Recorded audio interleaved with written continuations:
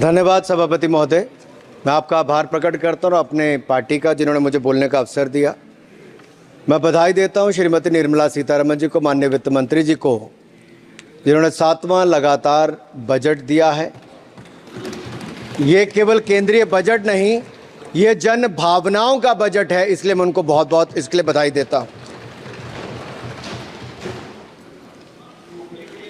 अगर आप बजट की ओर देखेंगे, इसकी भूरी भूरी प्रशंसा सब तरफ से हुई, लेकिन एक नेता ने यहाँ खड़े होकर जिस तरह से पहले कटाक्ष किया कमल पर, ना जाने कमल से उनको क्या विरोध है, लेकिन कमल के लिए, कमल का अगर शब्द का प्रयोग राजीव नाम के लिए भी किया जाता है, कमल के फूल को अगर राजीव कहेंगे तो वो भी है, लेकिन कहीं ना कहीं कमल को बुरा दिखाने का प्रयास किया गया।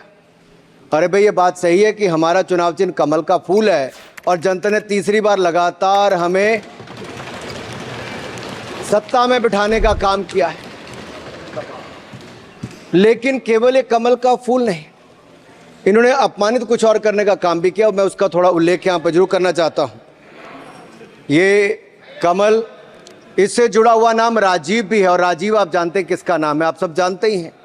तो क्या उनको भी बुरा समझते? क्योंकि इन्होंने कहा, इन्होंने राजीव को हिंसा के साथ जोड़ने की बात कही, कमल को हिंसा के साथ जोड़ने की बात कही, लेकिन मैं कहना चाहता हूं मां लक्ष्मी का आसन भी कमल है, हमारा राष्ट्र पुष्प भी कमल है, और जिस पद्मासन मुद्रा में सिंधु सभ्यता में भगवान शिव की पशुपति नाथ के रूप में मूर्ति मिली थी, लोकमान्य तिलक पद्मासन मुद्रा में ही समाधिलीन हुए थे। आप कहते हैं कमल के चारों तरफ हिंसा है। आप कमल का अपमान नहीं कर रहे, आप बल्कि महायोगी भगवान शिव, भगवान बुद्ध और लोकमान्य तिलक जैसे महापुरुषों का अपमान कर रहे हैं। इसलिए अगली बार कमल के बारे में बोलने से पहले थोड़ा सोच कर बोलिए कि आप किस किस का अपमान कर रहे हैं। और केवल रील के नेता मत बनिए, मीम्स आपकी खूब बनती है। रियल नेता बनने के लिए सच बोलना पड़ता है। और सर, कुछ लोग एक्सीडेंटल हिंदू हैं और महाभारत का ज्ञान भी एक्सीडेंटल है। और उस नेता के अलावा और कौन नहीं जानता कि महाभारत में अभिमन्यु का वध 7 महारथियों ने मिलकर किया था। जयद्रथ, दुर्योधन, दुशासन, कर्ण, द्रोणाचार्य, कृपाचार्य और शकुनी।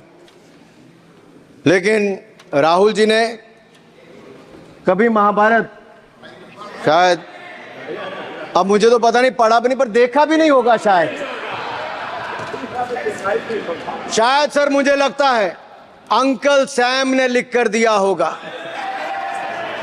अंकल सोरोस ने लिख के दिया होगा, कहीं से पर्ची बनकर आई होगी और कूल डूड बनने का प्रयास किया होगा। मैं इतना ही कहूंगा, कल जो चक्रव्यूह में फंसाने की बात कर रहे थे, वो कर्ण को करना कह रहे थे, कृपाचार्य जी को कृपचाय बोल रहे थे। चलिए छोड़िए उसको। अध्यक्ष जी, कल तो ऐसा लग रहा था सदन के अंदर महाभारत पर इतना सारा ज्ञान दिया गया कि एक समय ऐसा लगा BR चोपड़ा के महाभारत के धारावाहिक का संगीत गूंजने लगा हो। और कहीं ना कहीं उन्होंने एक बार महाभारत पढ़ने के लिए फिर प्रेरित किया। मगर इस बार महाभारत पर मैंने एक नई पुस्तक पढ़ी, जो उनकी पार्टी के विद्वान सांसद, जो इस सदन के सदस्य भी हैं, उन्होंने लिखी है, और उस पुस्तक का नाम है the great Indian novel. Rahul ji को अगर महाभारत और चक्रव्यूह के विषय में विस्तृत जानकारी लेनी है तो अपने उस सांसद से वो संपर्क कर सकते हैं। और मैं बताऊंगा, शशि थरूर जी ने, शायद वही राहुल गांधी जी को बता दें या बताएंगे, नहीं तो मैं बता देता हूं कि आपने महाभारत और भारत के स्वतंत्रता संघर्ष को मिलाकर जो उपन्यास लिखा है, उसके पात्र कौन कौन है। इस उपन्यास में धृतराष्ट्र के रूप में किस नेता को दिखाया गया है, कौरव किस पार्टी को कहा गया है, इस उपन्यास में प्रिय दुर्योधनी कौन है। जब राहुल जी को इसका पता चलेगा तो मुझे लगता है कहीं ना कहीं शशि थरूर जी पर कार्रवाई ना हो जाए। लेकिन क्या है साहब, ये लोग तो संविधान दिखाते थे, पढ़ते नहीं थे। मैंने उस दिन पूछ लिया कितने पन्ने होते, तो वो भी नहीं बता पाए। मैंने उसके बाद पूछा कि ये जो आप संविधान की कॉपी लेकर चलते हो, इसका प्रीफेस पढ़ा है, इसका फॉरवर्ड पढ़ा है, इसकी प्रस्तावना किसने की है। के वेणुगोपाल जो सॉलिसिटर जनरल इनकी सरकार के समय भी रहे होंगे, सीनियर एडवोकेट हैं, या गोपाल शंकर नारायण जो सीनियर एडवोकेट हैं, उन्होंने उसकी प्रस्तावना की थी और प्रस्तावना में लिखा था कि कैसा काला अध्याय वो इमरजेंसी का समय था। और ये संविधान जो डॉक्टर BR अंबेडकर जी ने दिया, अगर ये नहीं दिया होता तो आम जनमानस को अपने अधिकारों का पता भी नहीं लगता। लेकिन इन्होंने तो उसको पढ़ा ही नहीं था, लेकिन केवल कॉपी दिखा रहे थे इतने दिनों से साहब। ऐसे ही महाभारत पर भी ऐसी हालत लग रही है। और मुझे लगता है, और नहीं तो गूगल दादा तो थे, इनसे पूछ लेते आप क्या करते हो साहब, साथ में कुछ बताया करो। सर, इस उपन्यास के, माननीय सभापति जी, इस उपन्यास के मुताबिक जिस पार्टी के सर्वे सर्वा आप हैं, उस उपन्यास के वही कौरव पार्टी है। मैं अपनी तसल्ली के लिए कुछ पंक्तियों को यहां उद्धृत कर देता हूं। मैं कोट कर रहा हूं सर, पेज नंबर 245 से। The India of which Dhritarashtra assumed the leadership on 15th August 1947 had just been through a cathartic process of regeneration, another stage in this endless cycle. अब 15 अगस्त 1947 को प्रधानमंत्री के रूप में मोदी जी तो नहीं थे, और ये कह रहे हैं कि जिन्होंने 15 अगस्त 1947 को उस समय वो सत्ता ली थी, वो धृतराष्ट्र थे। तो धृतराष्ट्र किसको कहा गया? धृतराष्ट्र को किसको कहा गया? अब आपने मुझे बांध रखा है। कल स्पीकर ने कहा है, स्पीकर महोदय ने कहा कि उस समय के लोगों का नाम नहीं लेना। तो प्रथम प्रधानमंत्री जी को धृतराष्ट्र मैंने नहीं कहा, इनके अपने ही सांसद ने अपने ग्रेट इंडियन नॉवल में कहा है। शशि थरूर जी कहाँ हैं? कहीं छिप तो नहीं गए? आज शो कॉज हो सकता है। फिर देखिए प्रिया दुर्योधनी और धृतराष्ट्र के विषय में क्या लिखा है। I quote from page 293। In Delhi, blind Dhritarashtra ruled with Priya Duryodhani by his side, and he pledged the nation not so much to the gas and hot water of his Fabian preceptors, but to smoke and steam of the modern industrial revolution their ancestors had denied this country. Sir, ये सबको पता है कि इस देश के एकमात्र Fabian Samajwadi कौन थे, और ये फैबियन समाजवादी कौन थे उसके बारे में किसी और ने नहीं, आपके ही सांसद ने लिखा है। अरे वाह, इसमें तो आगे इमरजेंसी की चर्चा भी है, और जिसे इंदिरा गांधी जी ने थोपा था। और इमरजेंसी के लिए उपयोग किया है। स्वागत दादा, you are not Shashi Tharoor, please. ये देश इनकी यातनाओं का सर भुगत भोगी रहा इमरजेंसी के समय, और वो काला खंड, वो काला अध्याय वो देश कभी भूल नहीं पाएगा, जिसने देश के लोगों को कठिन शब्द इमरजेंसी के बारे में भी बताया। सर, तो हम चर्चा कर रहे थे द ग्रेट इंडियन नॉवल के अध्याय 7th बुक की, जिसमें प्रिय दुर्योधनी और उनके प्रिय पात्र शकुनी शंकर डे देश में आपातकाल लगाने की योजना बना रहे थे। सर, मैं पढ़ता हूं कि शकुनी ने क्या कहा। I quote, what you could do now is to declare an internal siege, a grave threat to the stability and security of the nation from internal disruption. जिस बुक को आप कोट कर रहे हैं उस बुक को आप सबमिट कर दीजिए। मैं कर दूंगा साहब, एक कॉपी आपको भी भिजवा दूंगा साहब, एक टेबल पे भी रख दूंगा। So what you could do now is to declare an internal seize, a grave threat to the stability and security of the nation from internal disruption. No one has ever defined the permissible procedures under an internal seize, which leaves it to more or less up to us to define them, Shakuni added. And the next, sir, from page 366, I quote, not to mention censorship of the press. Press hai? Not to mention censorship of the press, which is nowhere explicitly ruled out in the Constitution.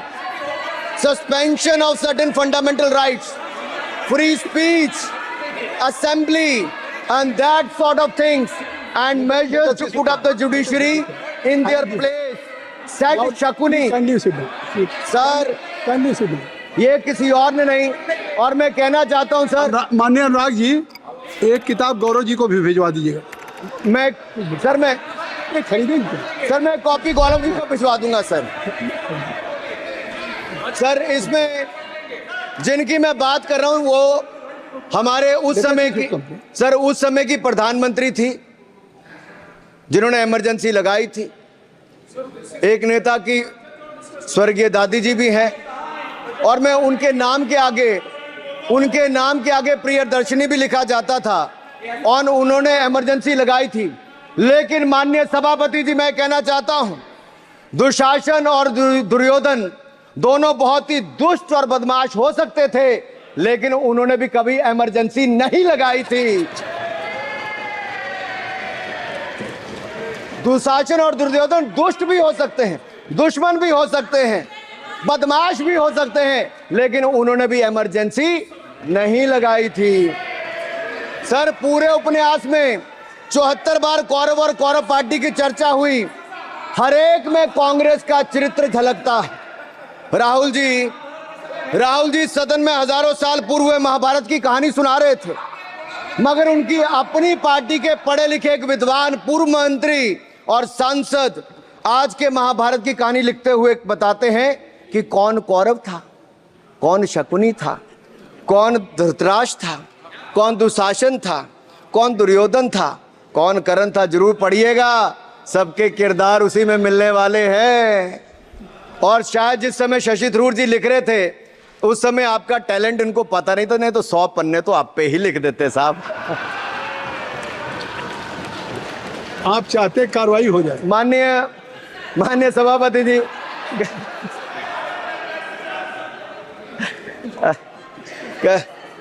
कल जब राहुल गांधी जी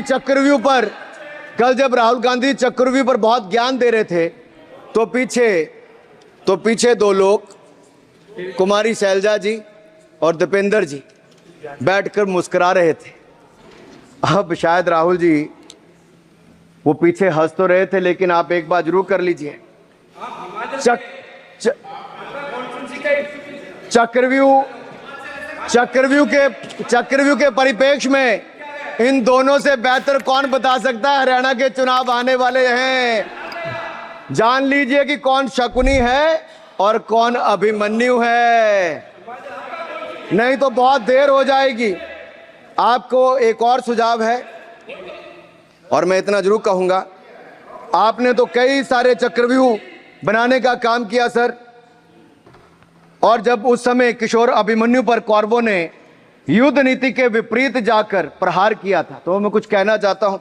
इतने में पुत्र दुशासन ने पीछे सा था वार किया, निष्प्राण हुए एक गदा से सिर पर था प्रहार किया। मां धरती की गोद में वह आंख मूंद कर सो गया, अंबर का तेजस्वी तारा धूमकेतु सा खो गया। लेकिन कोई तारे का तेज फीका नहीं कर सकता, वीर गति पाकर अमर हुआ हो कभी नहीं मर सकता है। पुत्र सुभद्रा कुरुक्षेत्र में जिसकी अमर कहानी थी, 9 माह में सीखी विद्या जब 16 साल जवानी थी। अब उस अभिमन्यु को, जिसने सारे चक्रव्यूह को तोड़ने का काम किया, मैं इतना ही कहूंगा, चक्रव्यूह का प्रसंग छेड़कर आपने अच्छा किया। इस देश ने बहुत सारे चक्रव्यूह देखे, कांग्रेस का चक्रव्यूह सर, इसके 7 किरदार मैं बताता हूं सर। पहला कांग्रेस, दूसरा पंडित नेहरू, सर नाम लेने के लिए मना किया, मैं दूसरी तरह से बोलता हूं। पहला कांग्रेस, दूसरे पहले प्रधानमंत्री NG, फिर तीसरा किरदार आईजी पूर्व प्रधानमंत्री, चौथा RG1 उस समय के प्रधानमंत्री, पांचवा SG, छठवां RG2 और सातवां आप सब जानते ही हैं। आप समझदार हैं, समझ गए होंगे।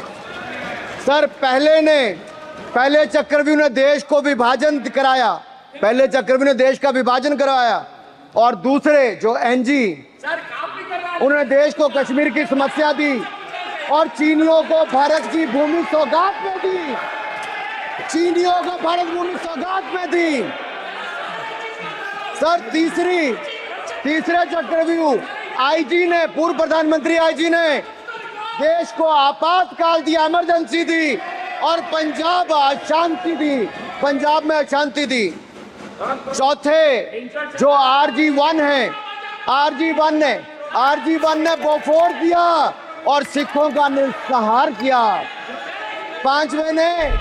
पांचवें जो SG हैं, उन्होंने सनातन धर्म परंपरा के प्रति नफरत का नैरेटिव बनाया, 12 लाख के करोड़ के घोटालों को संरक्षण प्रदान किया, देश की आर्थिक अर्थव्यवस्था को भंवर जाल में फंसाया। और छठे ठहरे आप, जिन्होंने पिछले 15 सालों में देश की राजनीति, संसदीय परंपरा और संस्कृति को इतना नुकसान पहुंचाया जितने कि ये बाकी 6 मिलकर चक्रव्यूह एक साथ मिलकर भी नहीं कर पाए। और रही 7वीं, उनका मैं नाम नहीं लूंगा, मैं इतना ही कहूंगा सभापति जी, 7 चक्रव्यूह ने मिलकर देश को गरीबी, भूखमरी, आतंकवाद, कट्टरवाद जैसे अनगिनत दुष्चक्रों में फंसा दिया था। देश को हमने इन आपके दुष्चक्रों से बचाया है, आजाद कराया, और माननीय प्रधानमंत्री मोदी जी के नेतृत्व में विकास रथ को आगे बढ़ाया। आज दुनिया में भारत को 5वीं बड़ी अर्थव्यवस्था बनाया, 5वीं बड़ी अर्थव्यवस्था बनाया।